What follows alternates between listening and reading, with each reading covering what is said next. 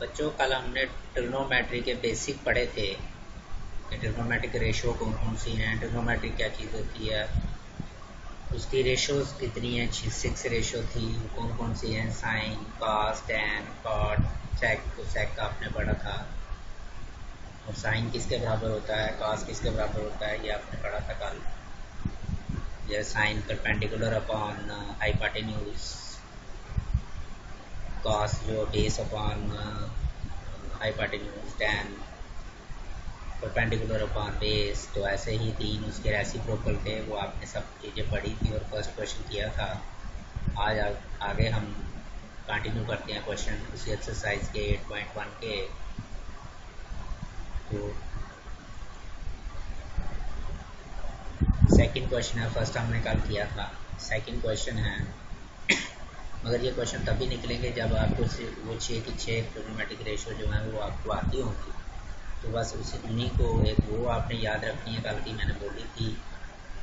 और एक ये यहाँ पाइथागोरस थ्योरम ही लगनी है। तो ये सेकंड क्वेश्चन भी बड़ा इजी क्वेश्चन है जैसे फर्स्ट था। तो इस फिगर में, ये फिगर उन्होंने दिया है बुक में, find tan p minus cot R. tan p और माइनस कॉट आर हमने निकालना है। उसके लिए हमने tan p भी निकालना है और कॉट आर भी निकालना है पहले, और उसके बाद हमने इनको माइनस करना है, सब्ट्रैक्ट करना है, तो जो आंसर आएगा वो लेंगे। तो मैंने कल पहले बताया था कल, तो दो साइड्स आपको दी होंगी, तीसरी हमें पाइथागोरस थ्योरम से निकालनी है। जब तीनों आ जाएंगी तो वो रेशो हमें पता है, तो तीनों साइड जब मिल जाती हैं तो कोई भी रेशो दी होगी तो वो हमने निकाल के, तो इजी क्वेश्चन है। तो यहाँ पी के वो हमें दिया है 12, पी आर इस ट्राइंगल में दिया है 13, और ये दिखा नहीं गया कि ट्राइंगल राइट एंगल है, मगर दिखाई हुई है ये राइट ट्राइंगल है पी क्यू आर, जिसमें राइट एंगल दिखाया गया क्यू। तो पी आर हमें 13 दिया और ये 12 दिया है। तो इन राइट ट्राइंगल कल की तरह ही पी क्यू आर, ये तो आपको अब आ भी गया होगा, हमने पीछे उस चैप्टर में भी किया हुआ है, ट्राइंगल में भी ये किया हुआ है, बहुत क्वेश्चन निकाले हैं। तो इतना जो काम है ये हर एक क्वेश्चन में आएगा, इस एक्सरसाइज में तो हर एक क्वेश्चन में आएगा, आगे भी आएगा। तो ये हाइपोटेन्यूज कौन हो जाएगा, पी आर। तो P R square is equal to sum of the other two side, square of the other two side, P Q square plus Q R square.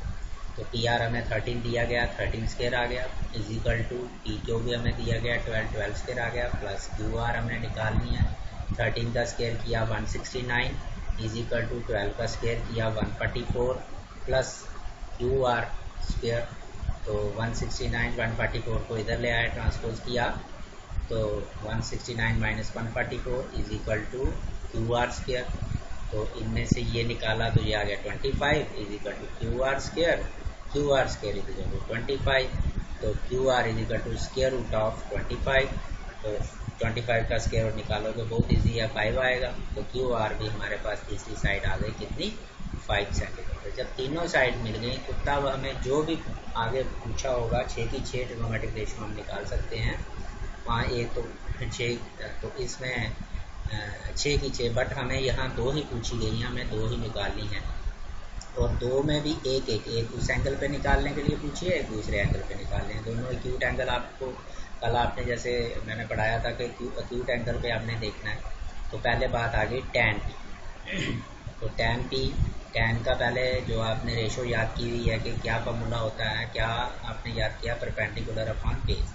अब परपेंडिकुलर क्या होती है, एंगल के ऑपोजिट साइड। तो T ये है तो इसकी ऑपोजिट साइड क्या आ गई, तो क्यू आर। तो ये बन गई Q R upon adjacent side, मतलब जो इसके साथ वाली साइड है, जिसे बेस कहते हैं। बेस पी के साथ ये वाला बेस बन गया एडजेसेंट साइड, तो ये P Q, Q R upon P Q. Q R है 5 सेंटीमीटर, ये आपने निकाल लिया आपने, और पी क्यू दी हुई है आपको 12, यहाँ भी लिखी हुई है सामने और यहाँ भी लिखी हुई है, तो 5/12 आ गया। इसी तरह से अब कॉट आर, अब हमने एंगल कौन सा देखना है, आर देखना है। अब जब एंगल आर देखना है तो कॉट होता है बेस अपॉन, क्योंकि कॉट टैन का रेसिप्रोकल है। अगर ये परपेंडिकुलर अपॉन बेस है, वो बेस अपॉन परपेंडिकुलर हो जाएगा। तो बेस अब क्या कौन सा बन गया आर को देख के, यही क्यू आर बना, क्योंकि उसमें ये परपेंडिकुलर था क्यू आर, यहाँ बेस है, क्योंकि एंगल चेंज हुआ तो इस एंगल के साथ अपोजिट साइड पी क्यू आ गई, तो परपेंडिकुलर ये बना और बेस ये बना। तो ये हमारे पास क्यू आर आ गया बेस, अपॉन परपेंडिकुलर हो गया है पी क्यू, तो Q are upon P Q ये भी वही 5/12, दोनों सेम है। एंगल चेंज हो गया इसलिए, क्योंकि टैन और काट दोनों आपस में रिवर्स भी होते हैं, रेसिप्रोकल होते हैं। अब हमने ये क्वेश्चन पूछा गया, क्या पूछा, tan P minus cot R, तो tan P minus cot R is equal to tan P की जगह वैल्यू क्या आई हमारे पास 5/12 वो लगाई, माइनस कॉट आर की वैल्यू क्या है हमारे पास 5/12 वो लगाई, 5 ये दोनों कट गए, जहाँ 5/12 में से 5/12 निकाला तो 0 आ गया, तो ये इसका आंसर आ गया 0। इस तरह से बहुत इजी क्वेश्चन है ये सारे, सिर्फ आपको जो 6 ट्रिग्नोमेट्रिक रेशियो वो आपको याद रखनी है। कौन परपेंडिकुलर अपॉन बेस होता है, जहाँ opposite side upon adjacent side, कौन परपेंडिकुलर अपॉन हाइपोटेन्यूज होता है, ये चीज़ें आपने 6 की 6 याद रखनी है। तो उसके बाद ये सारे क्वेश्चन ईजी हैं। तो next question third, if sine A, important question है ये थर्ड इस एक्सरसाइज से एक क्वेश्चन पेपर में आता ही आता है। If sine A is equal to 3/4, अगर हमें साइन ए पहले का दिया, एक ट्रिग्नोमेट्रिक रेशियो जो है sine of angle A, angle A से जो एंगल ए के रिस्पेक्ट जो साइन दिया वो कितना 3/4 दिया गया, तो हमें निकालना है calculate cos A and tan A, यहाँ भी cos A tan A, but यहाँ क्वेश्चन को चेंज करके जो पूछ सकते हैं find all other trigonometric ratios, क्योंकि एक ये आ गई, बाकी और कितनी जगह आ गई 5, वो भी पूछ सकते हैं, बट यहाँ हमें 2 ही पूछे हैं, 2 ही निकाले हैं। तो इसके लिए आपने क्या करना है कि क्योंकि हमें जो भी काम है ट्रिग्नोमेट्रिक रेशियो हमने आपने देखी कल सिर्फ राइट ट्राइंगल पे ही होती है, तो आपने एक ट्राइंगल बना लेनी है और लेट करनी है, उसका नाम अपने से दे देना, बट ए ज़रूर देना, क्योंकि यहाँ ए का है तो हमें ए देना, तो इसलिए हम ए बी सी एक राइट ट्राइंगल ले लेते हैं। Let A B C is a right triangle, right angle भी आपने शो करना है किसमें, ए में नहीं लेना, क्योंकि ए यहाँ है तो इसका मतलब ए आपको एक्यूट एंगल लेना है, बाकी कुछ भी ले सकते हो। राइट एंगल एट बी, हम बी भी ले सकते थे, सी भी ले सकते थे, बट ए नहीं। ये हमने ये ट्राइंगल लेट कर ली, और फिगर भी बनानी है साथ में, सबसे पहले आपने फिगर बनानी है, राइट एंगल ट्राइंगल बनानी है, जिसमें एक्यूट एंगल ए मानो एक, और एक राइट एंगल अब कोई भी ले लो, बी ले लो या सी ले लो, चाहे हमने यहाँ बी ले लिया है और दूसरा रह गया सी, वो भी एक्यूट एंगल रह गया। सच दैट यहाँ पे हमें दिया कि ये जो रेशियो है sine A is equal to, मतलब साइन ऑफ एंगल ए ये वाला इज इक्वल टू 3/4 हमें दिया गया है, कि जैसे हमने पिछले क्वेश्चन में साइन की या टैन की या कॉट की वैल्यू निकाली, ये पहले ही निकाल के हमें दे दी है 3/4। अब हमें पता है साइन ए किसके बराबर होता है, साइन ऑफ एंगल किसके बराबर होता है, परपेंडिकुलर अपॉन हाइपोटेन्यूज, और परपेंडिकुलर आप इस एंगल से देखें तो क्या होगा, अपोजिट साइड कौन सी आ गई, ये वाली कौन सी है, बी सी, तो बी सी अपॉन हाइपोटेन्यूज कौन है 90 डिग्री के अपोजिट, ये ए सी, बी सी अपॉन ए सी, और बी सी कितनी है आपके पास, अभी नहीं आपने निकालनी है, बी सी अपॉन ए सी लिखा, तो आगे साइन ए हमें दिया है 3/4 इजिकल टू हमने 3/4। अब ये रेशो होती हैं, तो रेशो में क्या होता है कि हम आपको पता है जब भी कोई 2 रेशो होती हैं तो रेशो होती है, तो हम क्या करते हैं उन रेशोज को कोई एक वेरिएबल साथ में ले लेते हैं, लेट करते हैं, जैसे 3x 4x ऐसे। इसी तरह से हम लेट करते हैं कि एंगल जो BC साइड है वो 3K के बराबर है, क्योंकि ये ज़रूरी नहीं है 4 सेंटीमीटर ही हो, 3/4 का मतलब ये नहीं है कि 3 सेंटीमीटर 4 सेंटीमीटर, इसलिए हमने यहाँ K से मल्टीप्लाई किया, ये 6 सेंटीमीटर भी हो सकती है, अगर ये 6 होगी और ये इसका मतलब 8 होगी, अगर ये 9 होगी इसका मतलब ये 12 होगी, इसलिए हमें ये लेना पड़ता है कि ये रेशो जो है वो हम इसके साथ एक वेरिएबल लेते हैं, तो जो अननोन क्वांटिटी होती है वो लेते हैं। तो लेट ऐसे ही लिखना है आपने, let B C is equal to, B C के सामने 3 है, न्यूमिनेटर में 3 है और डिनोमिनेटर में 4 है, तो B C 3K and A C is equal to 4, हमें यही लेना है। बी सी न्यूमिनेटर वाला न्यूमिनेटर सिर्फ के के साथ मल्टीप्लाई कर दो, या के बजाय आप और भी कुछ पेयर, के इज अ पॉजिटिव नंबर, ये कोई पॉजिटिव नंबर होगा। B C is equal to 3K, A C is equal to 4K। अब ये हमारे पास जैसे पिछले क्वेश्चन में 2 साइडें आ गई थी, इस तरह से हमें 2 साइड्स मिल गई हैं, ये 3K और ये 4K बिल्कुल। अब तीसरी साइड उसी तरह से पाइथागोरस थ्योरम लगा के निकाली है, right triangle A B C, A C hypotenuse कौन हो गया, ए सी, तो A C square is equal to A B square plus B square, दूसरी दोनों साइड्स का स्क्वायर का सम, तो ये आ गया। अब लगा लो जो साइड थी, बिल्कुल सेम क्वेश्चन, तीसरा क्वेश्चन ऐसा आ रहा है तो A C is equal to हमारे पास क्या है 4k square is equal to A B हमारे पास हमें निकालनी है, वही लिखनी है, प्लस बी सी हमारे पास क्या है 3k होल स्क्वायर। 4k का स्क्वायर किया हमने, 4 स्क्वायर 4 मल्टीप्लाई 4 16 k स्क्वायर आ गया is equal to A B square plus ये वाला प्लस 3 का स्क्वायर किया 9k स्क्वायर आ गया 9k स्क्वायर। इसको इधर ले आओ और सिर्फ इनके साथ k ही लगा साथ में, बाकी वैसा ही चल रहा है 16k square minus 9k square is equal to A B square. ये 9k स्क्वायर हम इधर ले आए तो माइनस हो गया, तो ए बी स्क्वायर ये वाला इज इक्वल टू ये वाला 16 में से 9 निकाले कितने आ गए 7k स्क्वायर। तो A B is equal to square root of 7k square. अब 7 का स्क्वायर रूट नहीं निकलता है इसलिए आपको स्क्वायर रूट 7 लिखना है, मगर k का निकल जाता है k स्क्वायर और ये स्क्वायर रूट कैंसिल हो जाएगा, 1/2 पावर होती है, ये आपस में कैंसिल होते हैं तो k आ गया। तो ये साइड बन गई हमारे पास रूट 7k, ये हमारे पास क्या बन गई रूट 7k, तीसरी भी मिल गई। अब जो पूछा है, अगर ऑल ट्रिग्नोमेट्रिक रेशियो पूछते हैं तो आपको ऑल बारी सारी करनी है, किसको छोड़ के, ये पहले की है साइन को छोड़ के। अगर हमें ये पूछा है कॉस, पूछा है टेन और दोनों ए पे पूछे होंगे, तो कास ए हमारे पास क्या है, कास का क्या रेशो होती है, क्या डिफाइन हुई है रेशो, बेस अपॉन हाइपोटेन्यूज। मतलब फार्मूला कास का क्या हुआ, बेस अपॉन हाइपोटेन्यूज। तो बेस अगर देखें तो ए को देख के एडजेसेंट साइड हमारी कौन सी आई ए बी, तो ये भी ए बी आ गया, तो हाइपोटेन्यूज ए सी है। ए बी हमारे पास कितना निकला हुआ है रूट 7k लगाया और ए सी हमें दिया हुआ है 4k, ये देखो ऊपर, तो k कैंसर रूट 7/4 आ गया इसका आंसर। इसी तरह से tan होता है, अभी आपने पिछले क्वेश्चन में भी किया, परपेंडिकुलर अपॉन बेस। तो परपेंडिकुलर हो गई अपोजिट साइड, ए की अपोजिट साइड कौन है BC, तो BC हो गई परपेंडिकुलर और बेस आ गया हमारे पास जो ए एंगल की एडजेसेंट साइड है, साथ है जो, तो जिसके साथ ये एंगल बना हुआ है, तो वो आ गया हमारे पास AB। तो AB BC अपॉन AB, तो BC हमें कितना दिया हुआ है 3k आ गया और AB हमारे पास कितना आ गया रूट 7k, ये अभी निकाला है, तो k कैंसिल 3/√7, तो ये इसके आंसर आ गए। तो इस तरह के बड़े क्वेश्चन है हमारे पास यहाँ, इस तरह के क्वेश्चन भी आते हैं, सारे इसी तरह के क्वेश्चन हैं। आगे किसी में कोई 2 ट्रिग्नोमेट्रिक रेशो पूछी है, किसी में सारी पूछी है, तो इस तरह से आपने निकालने हैं क्वेश्चन, बड़े इजी हैं। तो उसके बाद next question, 4th question, if, ये क्वेश्चन बहुत बार पेपर में आया, if cot 15 cot a is equal to 8 find sine A and sec A. यहाँ भी 2 ही ट्रिग्नोमेट्रिक रेशो पूछी है, एक दी हुई है, 2 पूछी है।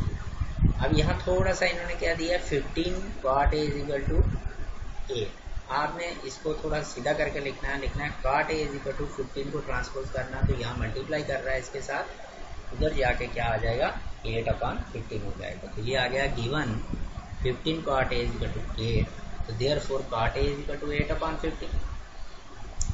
सेम वही जैसे हमने पीछे किया, इसके लिए अब हमें एक राइट ट्राइंगल लेनी पड़ेगी और राइट ट्राइंगल में वही ए एंगल यहाँ कहा गया, तो हम ए एंगल एक्यूट ले लेते हैं, तो बी चाहे एक्यूट लें चाहे राइट लें। तो इसी तरह से सेम मैंने जैसे पीछे ट्राइंगल बनाई थी, वही इस क्वेश्चन में let A B is right triangle, right angle at B, ये बी शो किया है, such that cot a is equal to 8/15। ये कैसे बना, 15 जब हमने यहाँ से इधर लाया, ट्रांसपोज किया, लेफ्ट साइड से राइट साइड ले आएंगे, यहाँ मल्टीप्लाई कर रहा है, वहाँ डिवाइड कर रहे हैं 8/15, तो बाकी काम वही। देयरफॉर cot a का फॉर्मूला होता है बेस, cot का जो होता है base upon perpendicular, cot of A base upon perpendicular, और ए एंगल को देख के बेस क्या बनेगा ए बी अपॉन परपेंडिकुलर क्या है BC, अपोजिट साइड ए की है BC, तो A B upon BC is equal to 8/15, यही लिखनी होती है जो है। वही सेम चीज़ लेट ए बी को 8 के लिया, वो मैंने समझा दिया कि ए क्यों लेते हैं हम, एंड BC न्यूमरेटर में, डिनोमिनेटर में BC है, तो डिनोमिनेटर में यहाँ क्या 15, तो 15k, तो ये इनको इंडिकेट भी कर दो, ए बी की जगह लिख दो 8k और BC की जगह 15k। अब हमें थर्ड साइड निकालनी है AC, तो वही इन राइट ट्राइंगल में पाइथागोरस थ्योरम लगाएंगे, तो ये AC अब hypotenuse square is equal to AB square plus BC square, यही बाई पाइथागोरस थ्योरम। तो AC स्क्वायर हम AC निकालना है, तो AC square is equal to AB की जगह दिया है हमें 8k, डाला हमने 8k होल स्क्वायर हो गया, प्लस इसकी जगह हमारे पास है 15k, तो डाला 15k होल स्क्वायर हो गया। 8 का स्क्वायर किया तो 64, k का स्क्वायर किया k स्क्वायर, 15 का स्क्वायर किया मतलब 15 मल्टीप्लाई 15 किया तो 225, और k का स्क्वायर किया k स्क्वायर। इन दोनों को प्लस किया तो हमारे पास आया 289 k square.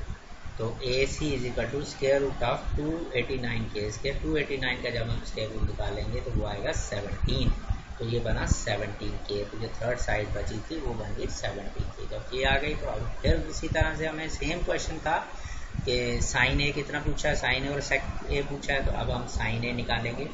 Sign of angle A, ये वाला एंगल, साइन होता है परपेंडिकुलर अपॉन हाइपोटेन्यूज, जहाँ मतलब opposite side to the angle A upon hypotenuse, तो एक ही बात है। तो परपेंडिकुलर क्या होगा, ए की ऑपोजिट साइड है बी सी, हाइपोटेन्यूज अपॉन ए सी, तो ये आ गया बी सी अपॉन ए सी। तो बी सी हमारे पास कितना है 15k। वैसे यहाँ भी इंडिकेट की हुई हैं, ये लिख दी हैं, लिख दो तो अच्छी तरह दूर से दिखती हैं, इधर देखने की ज़रूरत नहीं पड़ती। तो ये 15k अपॉन 17k, के कैंसिल 15 अपॉन 17। फिर आ गई सेक के, तो सेक के किसके बराबर होता है, हाइपोटेन्यूज अपॉन बेस। क्यों, क्योंकि सेक किसका रेसिप्रोकल है, कॉस का।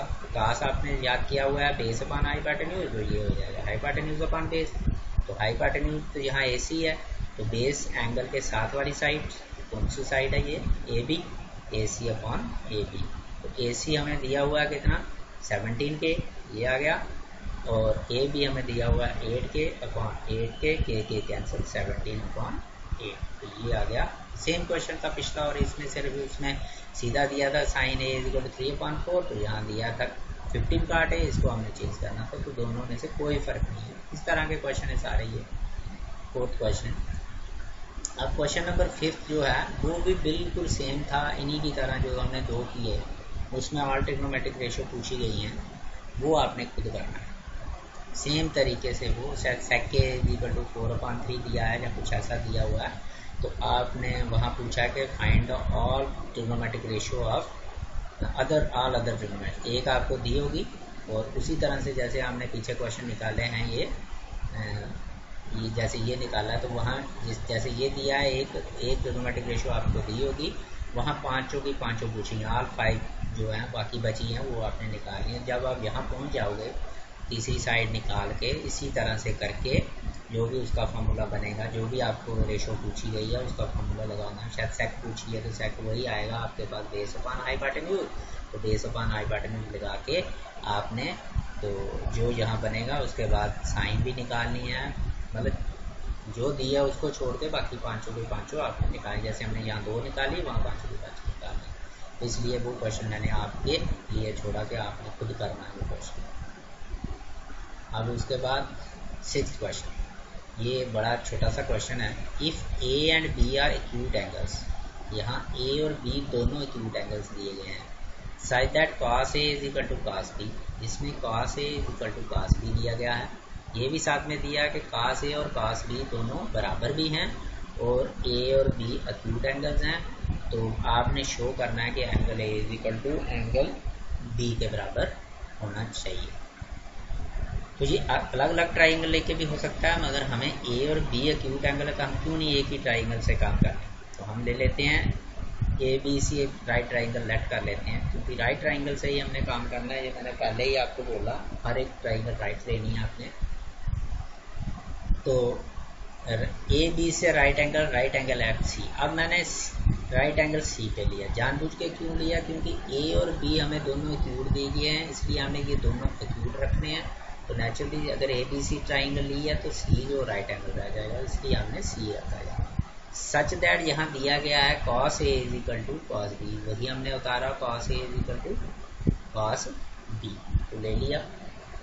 अब अगर इस ट्राइंगल भी आपने बनानी और ट्राइंगल में देखें हम, तो ये एक्यूट एंगल है, ये एक्यूट एंगल है, तो कॉस ए किसके बराबर आ जाएगा, कॉस होता है बेस अपॉन हाइपोटेन्यूज। जब ए की बात करेंगे तो बेस क्या बनेगा, ए सी, हाइपोटेन्यूज इसका क्या है, ए बी, तो ये बन गया A C upon A B.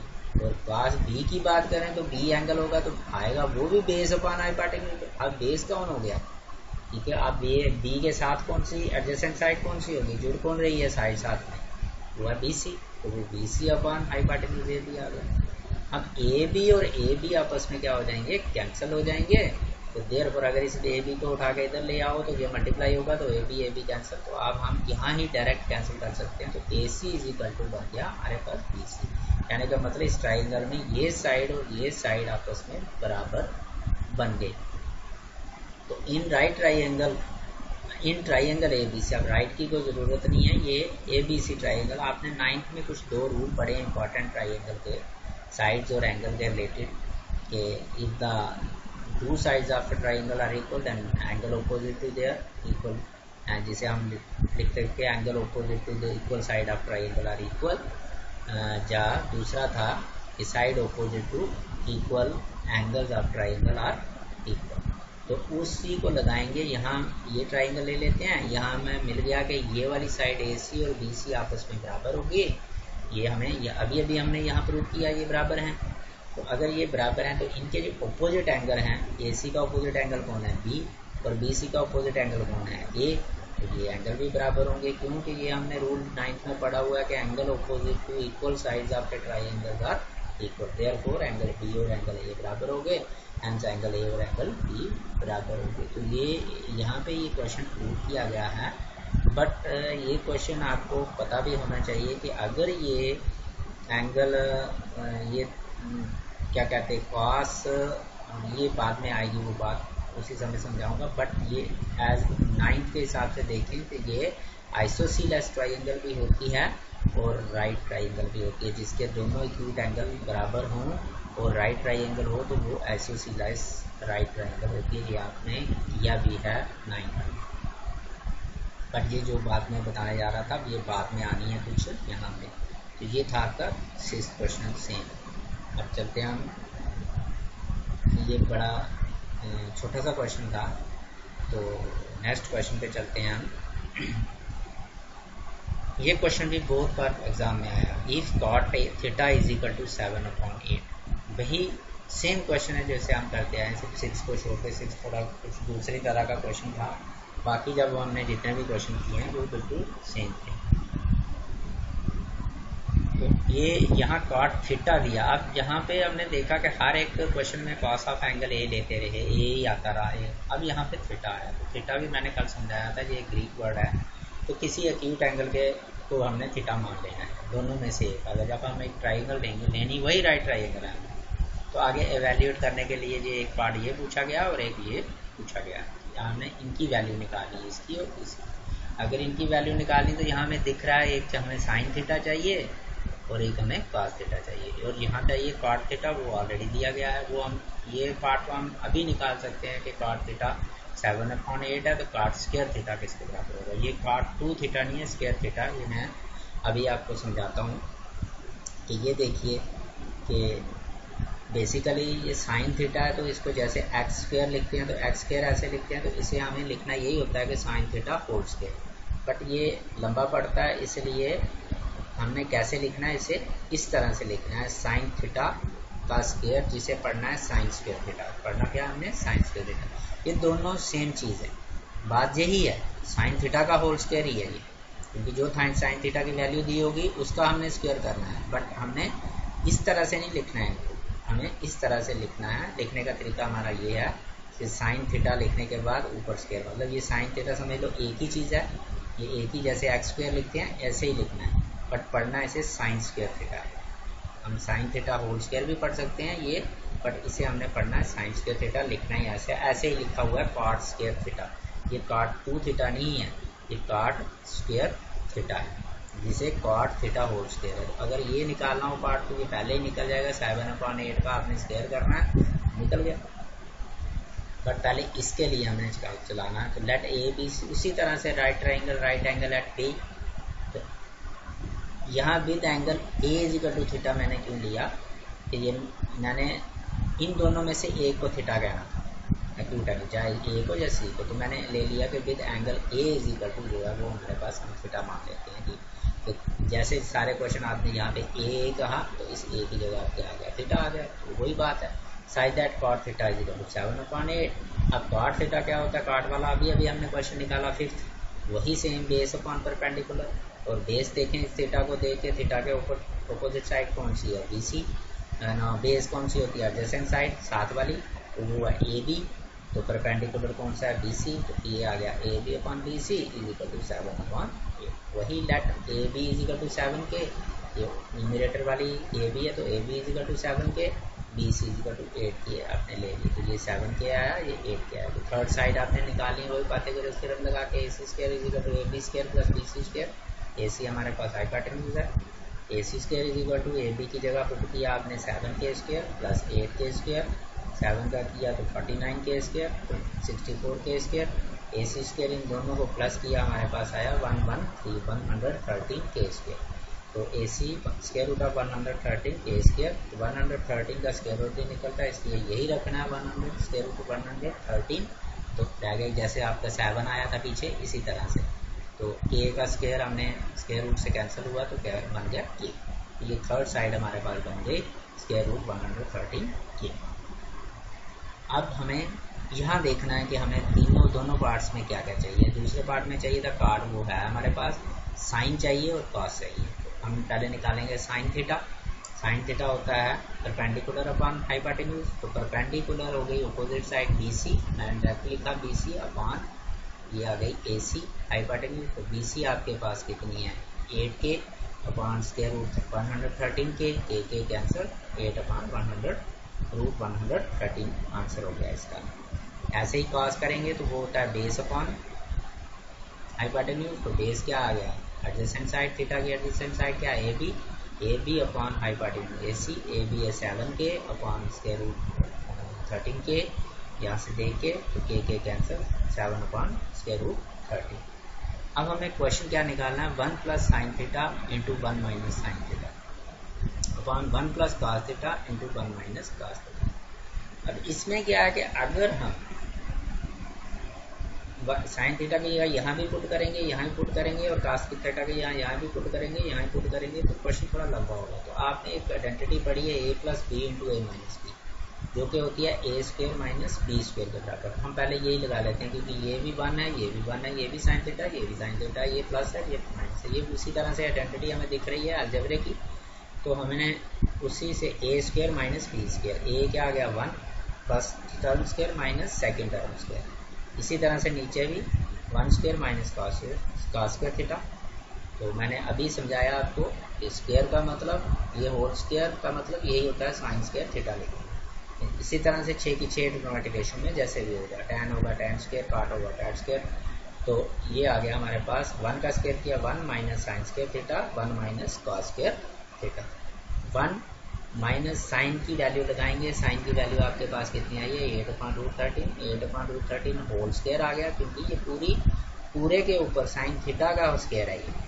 तो ये हमारे पास 8 अपॉन रूट 13 स्क्वायर, इसी तरह से 1 माइनस कॉस थीटा की वैल्यू आ गई है 7 अपॉन रूट 13, 7 अपॉन रूट 13 का स्क्वायर इजिकल टू, जब इसे खोलेंगे 1 माइनस 8 का स्क्वायर करेंगे तो 64 आएगा, तो स्क्वायर रूट ऑफ 113 करेंगे, स्क्वायर रूट और स्क्वायर कैंसर 113। इसी तरह से अपॉन 1 माइनस 7 का स्क्वायर करेंगे 49, और इसका करेंगे तो स्क्वायर रूट स्क्वायर कैंसर 113।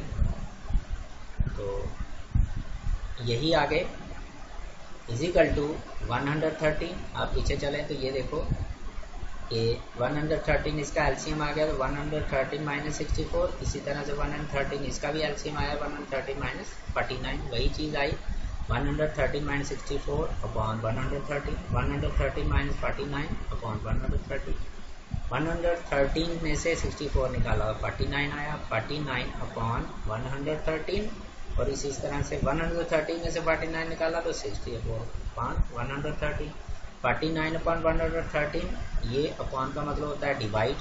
तो इसका जब हम मल्टीप्लाई करेंगे, जब इसे सॉल्व करने के लिए, तो मल्टीप्लाई ये उल्टा हो जाएगा 130.64, 113 और 113 जो है वो कैंसिल हो जाएंगे, 49/64 इसका आंसर आ जाएगा। इसी तरह से हमने ये पुट करके देखा तो ये हमारे पास क्या आया 49/64। तो अब सेकेंड पार्ट हमें पूछा गया है कॉट स्क्वायर थीटा। तो cot square theta is equal to, cot की वैल्यू क्या दी है, कॉट थीटा की वैल्यू हमें ऑलरेडी दी हुई है, जहाँ पर यहाँ निकालने की जरूरत नहीं थी, 7/8। तो इसका होल स्क्वायर 7 स्क्वायर, मतलब 7 को 2 बार मल्टीप्लाई किया 49, 8 को 2 बार मल्टीप्लाई किया 64। तो इसका आंसर भी 49/64 ही आया। तो इसका कहने का मतलब देयरफॉर अगर हम देखें तो ये जो है वो कॉट स्क्वायर के थीटा के बराबर होता है। इस तरह से सारे क्वेश्चन लगभग सेम है, ये आपने आज ही करने हैं ये सारे के सारे। तो बड़ी इजी चीज़ है, जैसे जैसे ये सारे क्वेश्चन रोज़ के करते जाओगे तो अपने आप आगे आगे सॉल्व होते जाएंगे। मैंने कल भी बोला था बड़ा इंपॉर्टेंट चैप्टर है ये, तो इसको आपने छोड़ना नहीं है, लाइटली नहीं लेना है, नेक्स्ट क्लासेस के लिए भी बहुत ज़रूरी है।